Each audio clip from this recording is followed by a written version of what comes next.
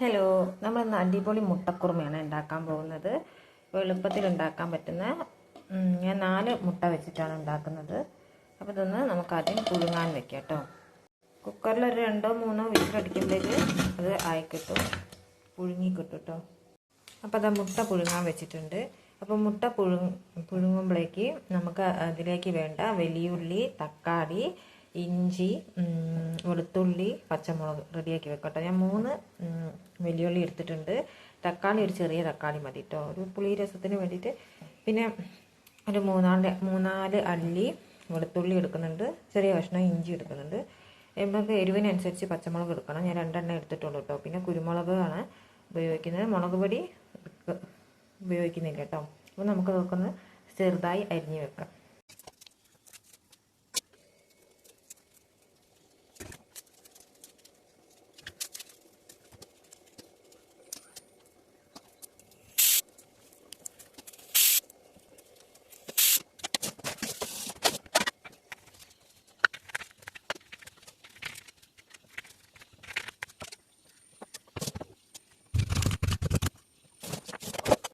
അപ്പോൾ അതിലേക്ക് വേണ്ട വലിയുള്ളി, തക്കാളിയും പച്ചമുളകും അരിഞ്ഞ് വെച്ചിട്ടുണ്ട്. ഇഞ്ചിയും വെളുത്തുള്ളി ഞാൻ ചതച്ച് വെച്ചതാണ്. ഇനി നമുക്ക് അതിലേക്ക് വേണ്ട തേങ്ങ റെഡിയാക്കി എടുക്കാം കേട്ടോ.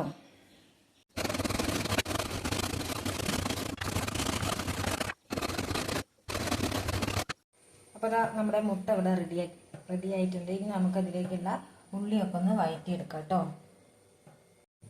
ഞാൻ ആ കുക്കറിൽ തന്നെയാണ്, മുട്ട പുഴുങ്ങിയ കുക്കറിൽ തന്നെയാണ് കേട്ടോ ഉള്ളി വാട്ടിയെടുക്കുന്നത്. അപ്പോൾ നമ്മൾ അതിലേക്ക് സ്വല്പം വെളിച്ചെണ്ണ ഒഴിച്ച് കൊടുക്കുന്നുണ്ട്.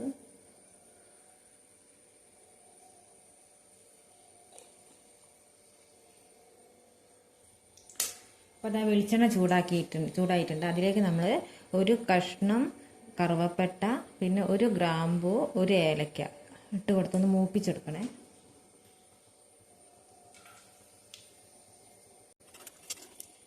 അപ്പോൾ അത് മൂത്ത് വന്നിട്ടുണ്ട്, നമുക്കിതൊന്ന് മാറ്റി വെക്കാം. എന്നിട്ട് നമുക്ക് ഈ ഉള്ളി, തക്കാളി, പച്ചമുളക്, ഇഞ്ചി, വെളുത്തുള്ളി ചതച്ചതൊക്കെ ഒന്ന് വഴറ്റിയെടുക്കാം കേട്ടോ. ആ വെളിച്ചെണ്ണ തന്നെ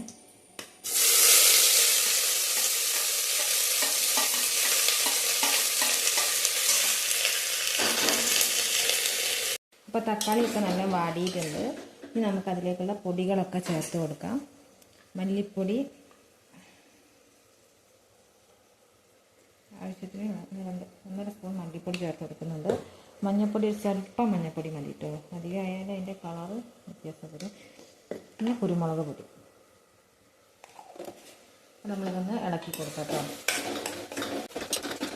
പിന്നെ അതിലേക്ക് വേണ്ട തേങ്ങ അരച്ചിട്ട് നമുക്ക് അതിൻ്റെ പാലെടുക്കണം. അതിലേക്ക് നമ്മൾ കുറച്ച് പെരിഞ്ജീരകം എടുത്തിട്ടുണ്ട്. പിന്നെ നേരത്തെ മൂപ്പിച്ച് വെച്ച ഏലക്ക, പട്ട, ഗ്രാമ്പു ആണ്. അത് നമ്മളിത് നന്നായിട്ട് അരച്ചെടുത്തിട്ട് തേങ്ങയുടെ കൂടെ അരച്ചിട്ട് അതിൻ്റെ പാലാണ് കേട്ടോ നമ്മൾ എടുക്കാൻ പോകുന്നത്. അപ്പോൾ അതേ പൊടികളൊക്കെ നന്നായിട്ട് മൂത്ത് വന്നിട്ടുണ്ട്, അതിൻ്റെ പച്ചമണമൊക്കെ ഒന്ന് മാറിയിട്ടുണ്ട്. ഇനി നമ്മൾ അരച്ച് വെച്ച അതിനെടുത്ത തേങ്ങാ പാലാണ് കേട്ടോ ചേർത്ത് കൊടുക്കാൻ പോകുന്നത്. ഇതിൽ ഏലക്ക, ഗ്രാമ്പൂ, പട്ട അതൊക്കെ നമ്മൾ ഈ വാട്ടുന്നതിലേക്ക് തന്നെ ഇട്ട് കൊടുത്ത് അത് വാട്ടിയെടുക്കാം. പക്ഷേ ഈ ഉള്ളിയൊക്കെ ഇങ്ങനെ കുഴഞ്ഞ് വരുമ്പോൾ നമ്മുടെ ഈ പട്ടയൊന്നും അതുപോലെ തന്നെ നിൽക്കും. ചിലപ്പോൾ നമ്മൾ അത് കറിയുടെ കൂട്ടത്തിലെടുത്ത് കടിക്കുമ്പോൾ അത് ഭയങ്കരമായിട്ടൊരു കുത്തലായിട്ട്. ഇത് അരച്ചെടുത്താൽ അതിൻ്റെ ടേസ്റ്റും കിട്ടും, അധികം കുത്തലും കിട്ടില്ല കേട്ടോ. അതേപോലെ തന്നെയാണ് പെരിഞ്ജീരകത്തിൻ്റെ പൊടിയും. നമ്മൾ പെരിഞ്ജീരകം അരച്ചെടുത്തതാണ്, എന്നിട്ട് അതിൻ്റെ പാലെടുത്തതാണ്. ഇനി ഇത് നമുക്ക് ഇതിലേക്ക് പറഞ്ഞു കൊടുക്കാം. നല്ല കട്ടിയുള്ള പാലാണ്, നമ്മൾ സിമ്മിലിട്ടിട്ടാണ് കേട്ടോ. ഇനി ഇതൊന്ന് പറിച്ച് വരട്ടെ കേട്ടോ.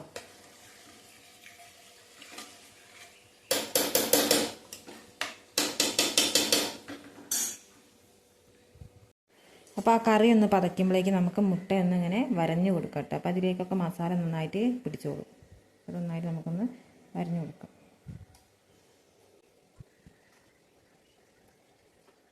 ലോ ഫ്ലെയിമിലിട്ട് നമ്മൾ പതപ്പിച്ചെടുത്താൽ കേട്ടോ. അത് ഇതിലേക്ക് നമുക്ക് കോഴിമുട്ട ചേർത്ത് കൊടുക്കാം.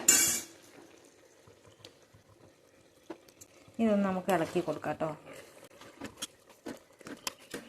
ഇതൊന്ന് മസാല പിടിക്കുന്നവരൊന്ന് ലോ ഫ്ലെയിമിൽ തന്നെ ഒന്ന് പതച്ചോട്ടെ കേട്ടോ.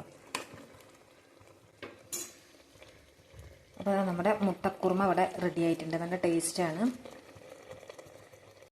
അപ്പോൾ അതാ നമ്മുടെ എളുപ്പത്തിൽ നമുക്ക് മുട്ടക്കുറുമ ഉണ്ടാക്കാം. നല്ല ടേസ്റ്റാണ്. ഇത് ഇത്തിരി ചാറോട് കൂടിയിട്ടാട്ടോ ഉണ്ടാക്കുക. ഇത് അത്ര ചാറ് ആവശ്യം വേണ്ടാന്നുള്ളവർ നല്ല തിക്കായിട്ടാണ് വേണമെന്നുള്ളവർ തേങ്ങാപ്പാൽ എടുക്കുമ്പോൾ നല്ല കട്ടിയുള്ള തേങ്ങാപ്പാൽ എടുത്താൽ മതി. ഞാൻ അധികം നല്ല കട്ടിയുള്ള ഒന്നാം പാൽ തന്നെയാണ് എടുത്തത്. അപ്പോൾ നമുക്കിത് പത്തിരിയുടെ കൂടെയും ചപ്പാത്തീൻ്റെ കൂടെയും മറ്റേ വെള്ളപ്പത്തിൻ്റെ കൂടെയൊക്കെ നല്ല ടേസ്റ്റാണ് കേട്ടോ ഈ കുറുമ. അപ്പോൾ ഞാനിന്നിവിടെ പത്തിരിയാണ് കേട്ടോ ഉണ്ടാക്കിയത്. പത്തിരിയും കുറുമക്കറി. അപ്പോൾ ഇത്രയൊക്കെ ഉള്ളൂ ഇന്നത്തെ വീഡിയോ. Thank you.